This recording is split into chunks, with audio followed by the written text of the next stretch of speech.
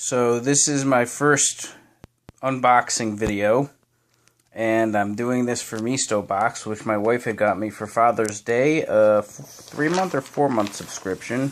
You can see here it has Mistobox on it, amazing coffee made easy. My wife had actually, we had actually seen this on Shark Tank a couple of months ago, and she decided that she would get it for me for Father's Day, not knowing what else to get me for a gift. So I've cut this open, and we'll proceed to see what coffees that I've got first. So I have this nice hello, welcome to the crew. It says a few things that you should know, including how they get their coffee, and we have, as you can see here, 4 different types of coffee. I'm kind of excited because I am kind of a specialty coffee snob. Usually I go to George Howell, which is close to me, just outside of Boston. We have 4 different coffees here. You can see the El Salvador Finca El Rosario, and the Ethiopia Ngusi, the Ethiopia Gadeo, and the Colombia Santiago Joven. And what it should find is a little bit about each of them. As you can see, the El Salvador is from Brown Coffee, the Ethiopia is from QQ Coffee, or OQ Coffee rather, the Ethiopia Gadeo is from Dillanos, and Spyhouse Coffee is the Colombia. On the back, it talks a little bit about Arabica versus Robusta. Anybody who's a coffee geek should know the difference. Obviously, Arabica coffee is a much better cup of coffee than Robusta. And you can see there are 3 different packages of, or rather 4 different packages of coffee.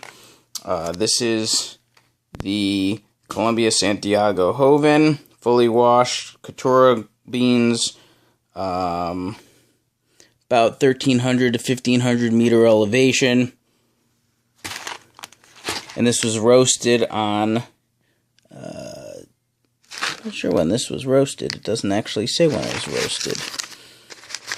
This is the Dillanos Ethiopia Gadeo, fully washed Ethiopian heirloom, 1,800 to 2,000 meters. So this should be a nice fruity coffee, because at the higher elevations, we tend to see a lot more fruit and a lot more sweetness, especially in the wash process, which tends to be a little bit more fruity.